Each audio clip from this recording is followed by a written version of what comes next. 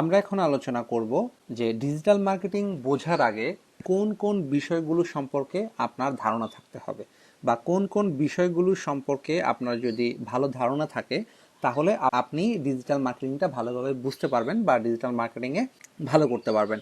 So এখানে চারটা part নিয়ে আমরা আলোচনা করেছি, সেটা হচ্ছে মার্কেটিং, বিজনেস, টার্গেট অডিয়েন্স এবং কাস্টমার পেন পয়েন্ট। সো এই চারটা বিষয় সম্পর্কে যদি আপনি ভালোভাবে জানতে পারেন তাহলে আপনার ডিজিটাল মার্কেটিং সম্পর্কে ভালোভাবে জানতে পারবেন।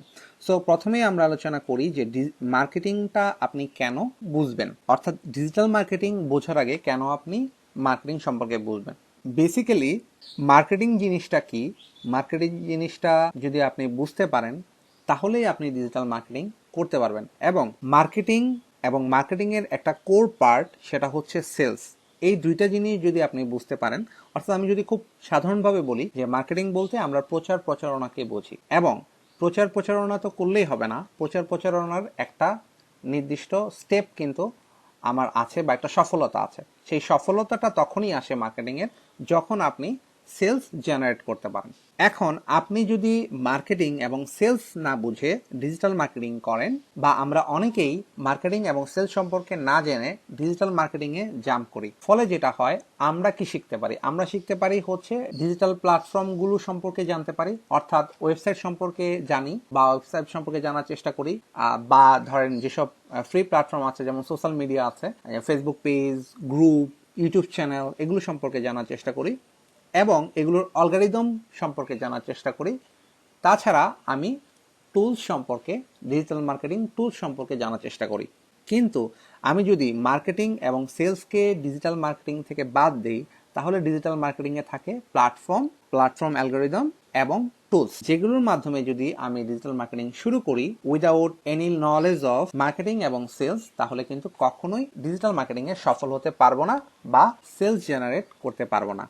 তাই ডিজিটাল মার্কেটিং শুরু করার আগে আমার মার্কেটিংয়ের খুঁটিনাটি বিষয়গুলোকে জেনে নিতে হবে এবং মার্কেটিংয়ের মাধ্যমে কিভাবে সেলস জেনারেট করা যায় সে সম্পর্কে ধারণা নিতে হবে। তারপর আমি মার্কেটিং এবং সেলস এর যে নলেজ আছে সেটাকে ডিজিটাল মার্কেটিংয়ের প্ল্যাটফর্ম এবং টুলসের সমন্বয়ে যদি আমার ডিজিটাল মার্কেটিংটাকে আমি রান করি বা ডিজিটাল মার্কেটিং আমি শিখি, তাহলে ডিজিটাল মার্কেটিংয়ে আমি সাকসেস পাবো। অতএব আমরা বলতে পারি ডিজিটাল মার্কেটিং শেখার আগে অবশ্যই আমাকে মার্কেটিং এবং সেলস সম্পর্কে আইডিয়া নিতে হবে।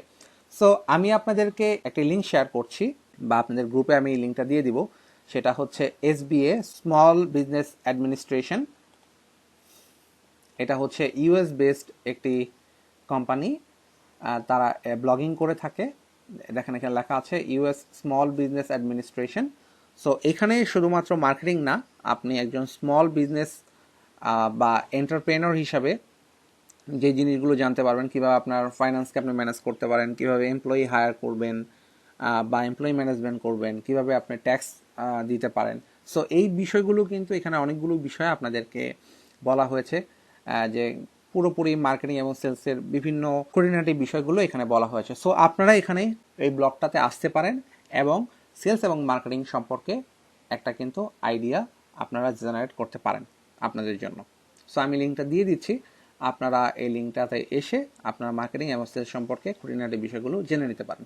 এবং ডিজিটাল মার্কেটিং শুরু করার আগে অবশ্যই মার্কেটিং এবং সেলস সম্পর্কে আপনার একটা আইডিয়া জেনারেট করতে হবে। এরপরে আপনি যখন মার্কেটিং বা সেলস করতে যাবেন তখন কিন্তু আপনার আরেকটা বিষয় আপনার মাথায় তখন থাকতে হবে, সেটা হচ্ছে আপনি যদি একজন এন্টারপ্রেনিউর হন তাহলে আপনার বিজনেস স্ট্র্যাটেজি সম্পর্কে আপনার ধারণা থাকতে হবে। আপনার যদি বিজনেস স্ট্র্যাটেজি সম্পর্কে কোনো ধারণা না থাকে তাহলে কিন্তু আপনি আপনার প্রোডাক্টকে সেইভাবে প্রমোশন করতে পারবেন না, বা অ্যাজ এ ডিজিটাল মার্কেটার হিসাবে আপনার যে টিম মেম্বার আছে বা আপনার কোম্পানি যেসব আদার ডিপার্টমেন্ট আছে তাদেরকে আপনি সমন্বয় করতে পারবেন না।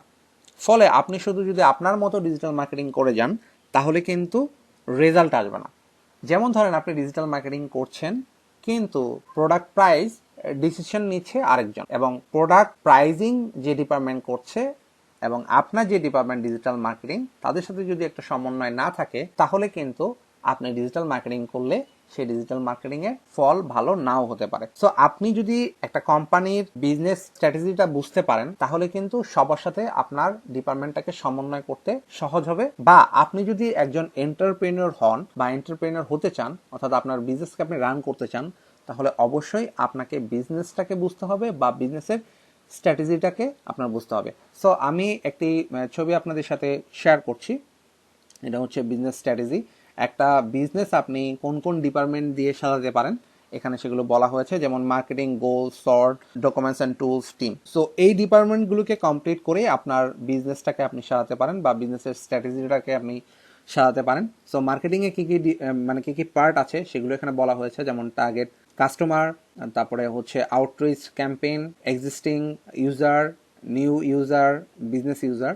মার্কেটিংয়ের এই পার্টগুলো সম্বন্ধে আপনার একটা ধারণা থাকতে হবে, বা আপনার কাস্টমারকে এভাবে ভাগ করে ফেলতে হবে, এবং আপনার গোল কিভাবে আপনি ঠিক করতে পারেন, কেপিআইস কিভাবে ঠিক করবেন, ফাইন্যান্স প্রজেকশন আপনার কীরকম হবে, তারপরে অনলাইন মেনশনস কি কি হবে সেগুলো আপনি এখান থেকে দেখে নিতে পারেন।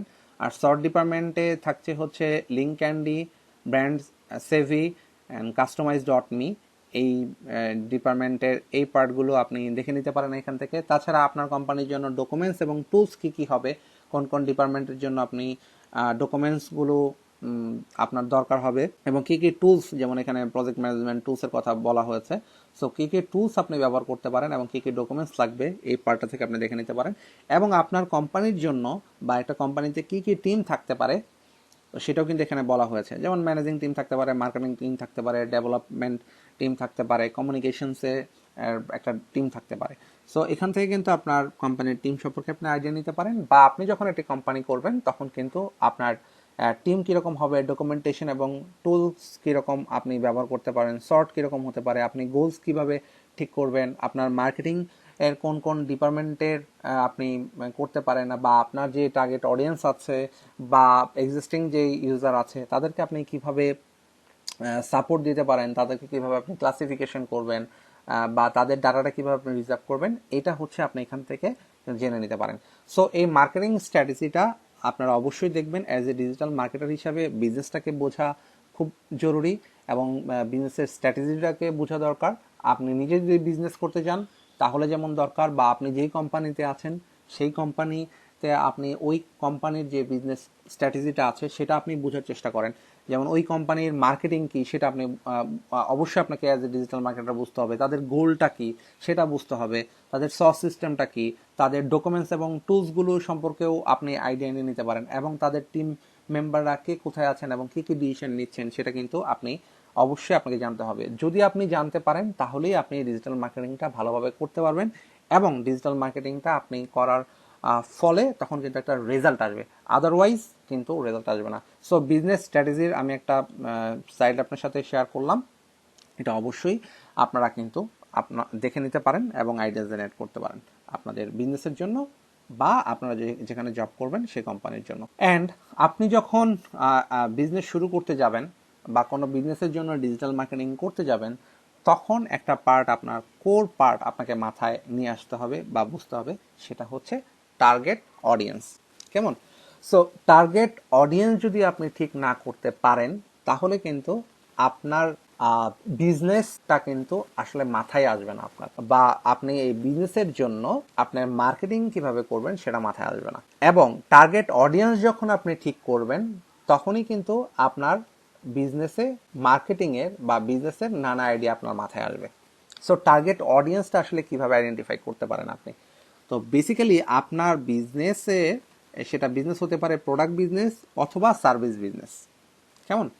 সো আপনার বিজনেসের যে সার্ভিসগুলো আছে বা যে প্রোডাক্টগুলো আছে সেগুলো কোন ধরনের লোক নিতে পারে সে সমস্ত বিষয়ে আপনার আইডিয়া জেনারেট করতে হবে, বা ডাটা কালেকশন করতে হবে, বা বুঝতে হবে, বা অ্যাজাম্পশন করে নিতে হবে।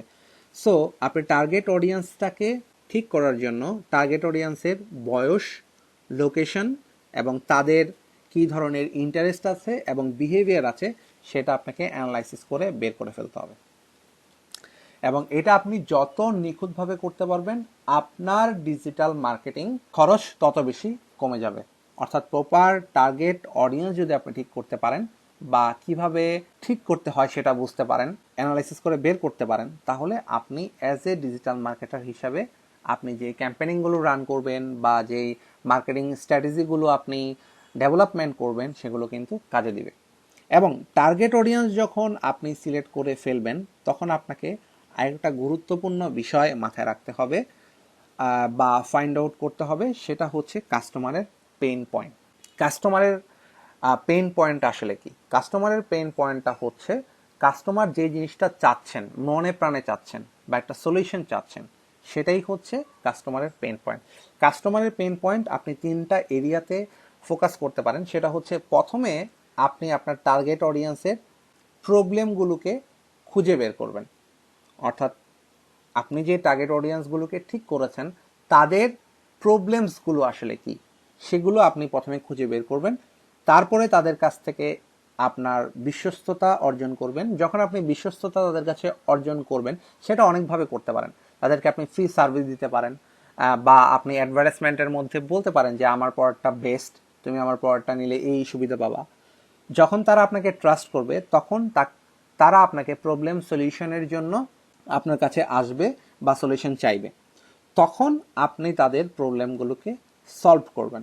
এভাবে করেই কিন্তু আপনি কাস্টমারের পেন পয়েন্টটাকে খুঁজে বের করবেন এবং তাদের কাছে বিশ্বস্ততা অর্জন করবেন এবং তাদের প্রবলেমটাকে সলভ করবেন।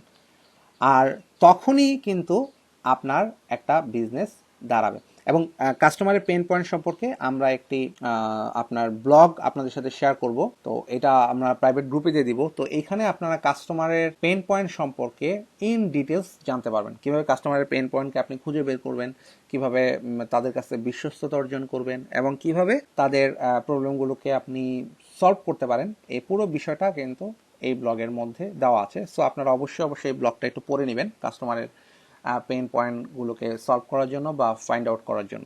সো যখন আপনি কাস্টমারের পেইন পয়েন্ট আপনি খুঁজে বের করতে পারবেন, তখন আপনার যে টার্গেট অডিয়েন্স আছে তারা মোটামুটি আপনি সিলেকশন করে তাদের যখন আপনি পেইন পয়েন্টগুলোকে ফাইন্ড আউট করতে পারবেন বা সলিউশনের জন্য একটা সলিউশন বের করতে পারবেন, তখনই কিন্তু আপনার বিজনেস আইডিয়া মাথায় আসবে এবং তখন সেভাবে করে আপনি আপনার বিজনেস স্ট্র্যাটেজিটাকে দাঁড় করাতে পারেন। এবং আপনার বিজনেসের প্রোডাক্ট অথবা সার্ভিসকে সেল করার জন্য আপনার মার্কেটিং এবং সেলসটাকে বুঝতে হবে এবং মার্কেটিং এবং সেলসটাকে আপনার বিজনেসের সাথে রিলেটেড করতে হবে। দেন আপনি এই মার্কেটিংটাকে প্রপারলি করার জন্য ডিজিটাল মার্কেটিংটাকে ব্যবহার করতে পারেন। তাহলে আমরা বলতে পারি সবশেষে যে প্রথমে আপনি কাস্টমার পেইন পয়েন্ট জেনারেট করতে পারেন, যে আসলে মার্কেটে একটা পণ্য নেওয়ার জন্য মানুষের আসলে কি প্রবলেম, বা প্রথমে আপনি মানুষের প্রবলেমগুলোকে খুঁজে বের করলেন, তারপরে আপনি টার্গেট অডিয়েন্সগুলোকে খুঁজে বের করবেন, তারপরে সে অনুযায়ী আপনি একটা বিজনেস স্ট্র্যাটেজি দাঁড় করাবেন এবং সেই বিজনেসের পণ্য বা সার্ভিসকে সেল করার জন্য একটা মার্কেটিং স্ট্র্যাটেজি দাঁড় করাবেন এবং মার্কেটিংটা করার জন্য আপনি ডিজিটাল মার্কেটিংটাকে ব্যবহার করতে পারেন। তাহলে আপনি যদি ডিজিটাল মার্কেটিংটা বুঝতে চান বা ডিজিটাল মার্কেটিং করতে চান, তাহলে আপনাকে আগে কাস্টমারের pain point, target audience, business এবং মার্কেটিং সম্পর্কে আইডিয়া থাকতে হবে। তাহলেই আপনি ডিজিটাল মার্কেটিং এর একটা স্ট্র্যাটেজি দাঁড় করাতে পারবেন বা ডিজিটাল মার্কেটিং সম্পর্কে আপনি বুঝতে পারবেন বা ডিজিটাল মার্কেটিং আপনি প্রফেশনালি একদম সাকসেসফুলি করতে পারবেন। আশা করি বিষয়টা বুঝতে পারছেন।